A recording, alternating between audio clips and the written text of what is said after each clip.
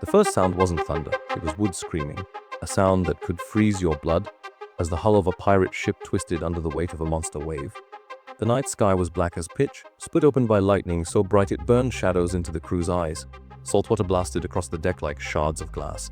Men clung to the rigging, eyes wide, knuckles white, praying the next wave wouldn't be their last. Waves taller than houses rose out of the darkness, 50 feet of living, snarling water crashing down like Judgment Day. The ship groaned, shuddered, then climbed again, defying logic, defying gravity itself. One wrong move and every man aboard would vanish into the black. These weren't storms, they were nightmares that breathed. A roaring ocean at night, flashing lightning, men gripping ropes, slow zoom on faces streaked with rain and terror. How pirates survived these nights. Nights when nature seemed determined to erase them from the map, is something historians still struggle to explain. Records from the golden age of piracy describe ships splitting like firewood, men swept overboard without a sound, masts exploding into splinters. Yet some ships made it through. Somehow, what did they know that others didn't? What desperate tricks kept them alive when the sea wanted them dead? Had dark clouds rolling, torn sails flapping, hands tying thick ropes across a creaking hull. When darkness fell, the ocean changed its face. The calm rhythm of the waves turned violent, almost sentient.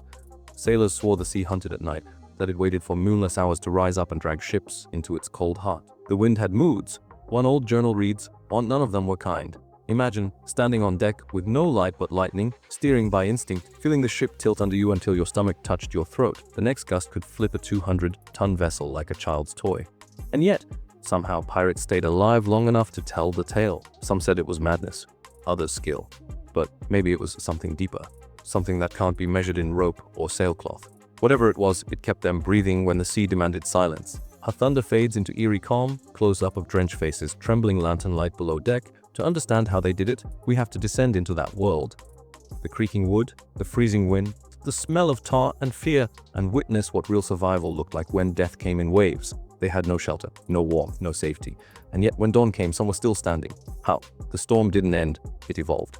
Wind became a weapon, rain felt like needles. And the sea turned into a thing that wanted them dead. The crew had one rule: they keep moving or freeze where you stand. Wet clothes clung like chains. Wool, once warm, now held water like a sponge. The cold cut through skin, through muscle, straight into bone. Every breath stung like swallowing glass.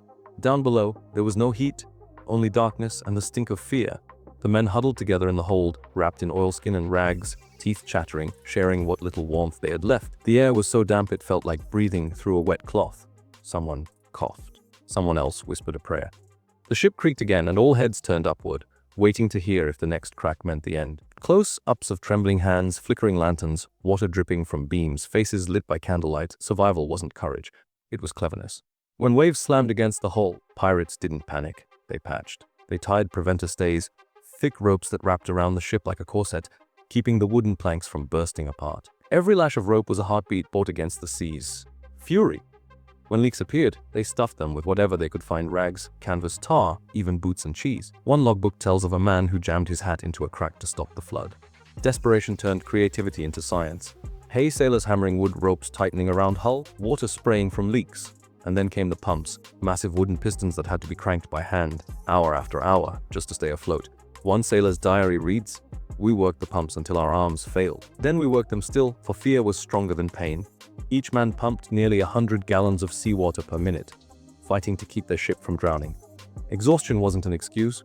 Rest meant death. Above deck, the storm anchor was their lifeline, not a hunk of iron, but a canvas parachute that dragged underwater, slowing the ship and forcing it to face the waves head-on.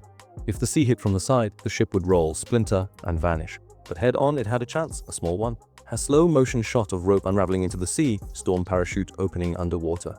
Then there was the cruelest joke of all: sleep. Men hadn't slept in 40 hours. They tied themselves into their hammocks to keep from being thrown across the room.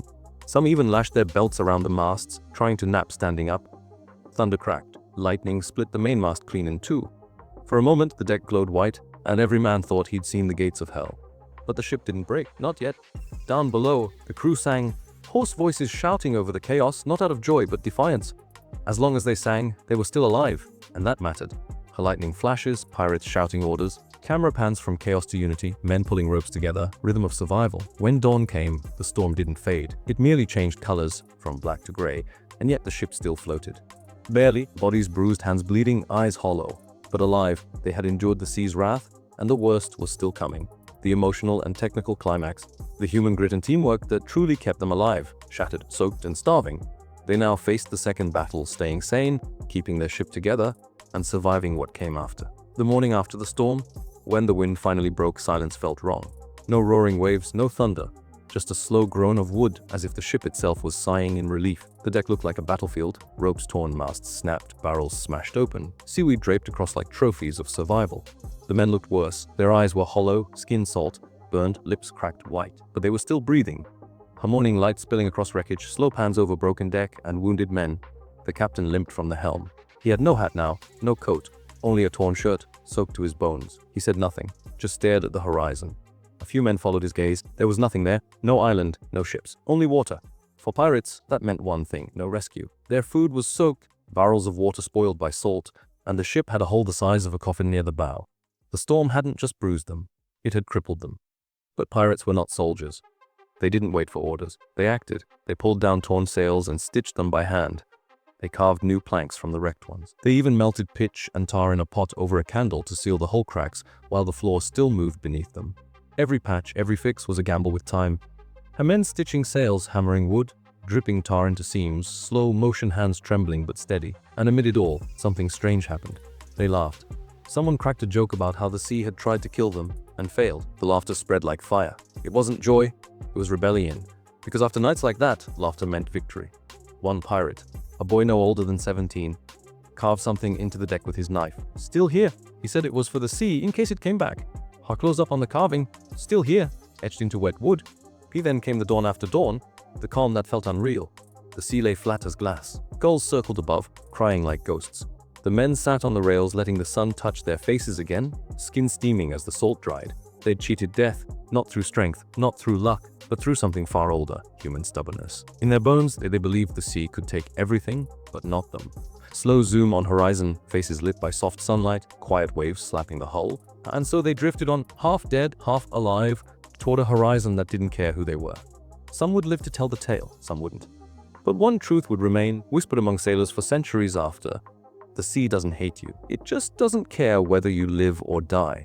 That's what made surviving a pirate storm a kind of miracle. Not because it defied nature, but because it proved what men can endure when the world wants them gone. If you love stories like this, raw, real, and drawn from the edge of survival, subscribe. There are more storms ahead.